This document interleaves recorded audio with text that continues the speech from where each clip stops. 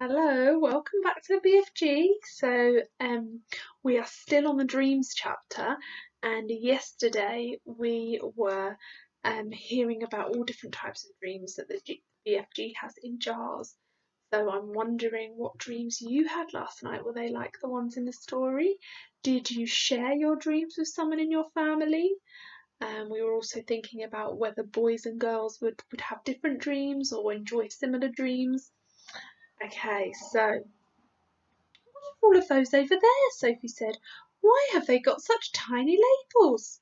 That, the BFG said, is because one day I is catching so many dreams I's not having the time or energy to write out long labels, but there is enough to remind me.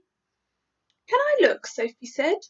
The long-suffering giant carried her across to the jars she was pointing to.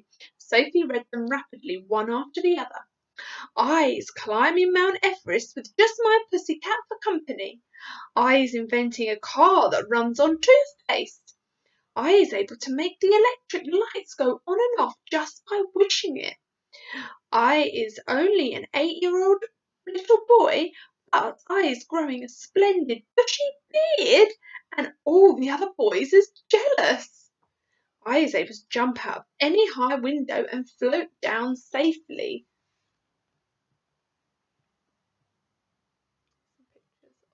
Those dreams. I has a pet bee that makes rock and roll music when it flies. There's that dream. And then over there, the BFG has a book in his hand, a very tiny book, but it's quite big compared to Sophie. What amazes me, Sophie said, is how you ever learned to write in the first place. Ah, said the BFG, I has been wondering how long it is before you's asking me that. Considering you never went to school, I think it's quite marvellous, Sophie said. How did you learn? The BFG crossed the cave and opened a tiny secret door in the wall. He took out a book, very old and tattered. By human standards, it was an ordinary-sized book, but it looked like a postage stamp in his huge hand. One night, he said, I is blowing a dream through a window, and I sees this book lying on the little boy's bedroom table.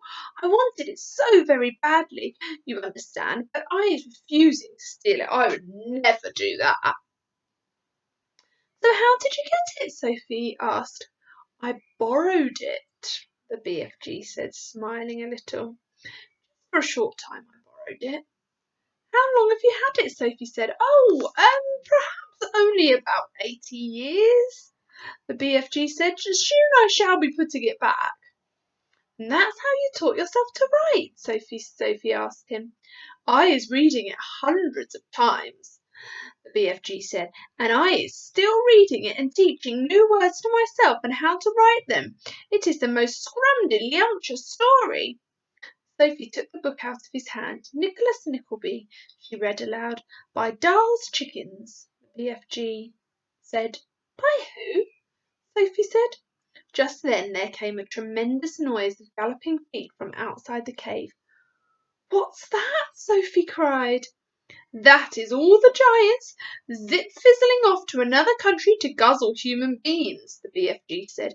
He quickly popped Sophie into his waistcoat pocket, then hurried to the cave entrance and rolled back the stone. Sophie, peering out of her spy hole, saw all 9 of the fearsome giants coming past at full gallop. Where is you off to tonight? Shouted the BFG. We's all of us flush bunking off to England tonight, answered the flesh-lump eater as they went galloping past. England is a luscious land, and we is fancying a few nice little English chidlers. I, shouted the maid masher, is known where there is a giggle house of girls, and I is guzzling myself full as a froth blower. And I know where there is a double box of boys, shouted the guzzard gulper. All I has to do is reach in and grab myself a handful. English boys is tasting extra lick squishy. In a few seconds the 9 galloping giants were out of sight. What did he mean? Sophie asked, poking her head out of the pocket. What is a giggle house of girls? He is meaning a girls' school, the BFG said. He will be eating them by the bundle.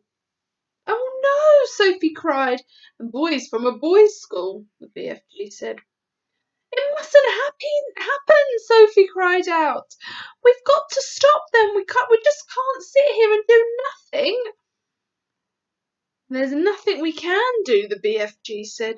We're as helpless as horse feathers. He sat down on a large craggy blue rock near the entrance to his cave. He took Sophie from his pocket and put her beside him on the rock.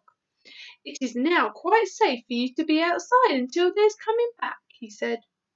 The sun had dipped below the horizon and it was getting dark. So what do we think is going to happen next? Do you think they're going to sit there and do nothing, or do you think they're going to stop them or something?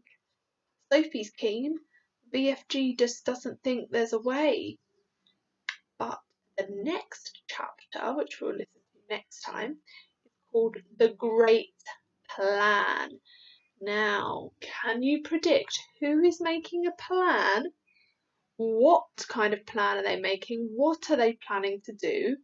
And why is it such a great plan? So have a think about that tonight for next time. So in this chapter as well, the BFGs are talking about going to a boys' school and a girls' school. So some of us may go to a school which has boys and girls in the same school, but there are also schools out there where you can go to a school and it's just for girls, and you can go to a school that is just for boys. Now, if you're in a mixed school with boys and girls, would you prefer to go to a school with just people who are the same as you, just all boys, or just all girls? Or do you think it's better to go to a school that has boys and girls? Have a think about that. Something else that we learn in this chapter is that the BFG, we know he didn't go to school, but he's managed to teach himself to write at home. Now, obviously, it's at the moment we're not at school, and we are getting some help from our teachers, but we may have to take our own responsibility to do our learning because the teacher's not there. And if the BFG can learn to write, I'm sure you guys can do a good job on your own as well. Okay, so see you next time for the great plan.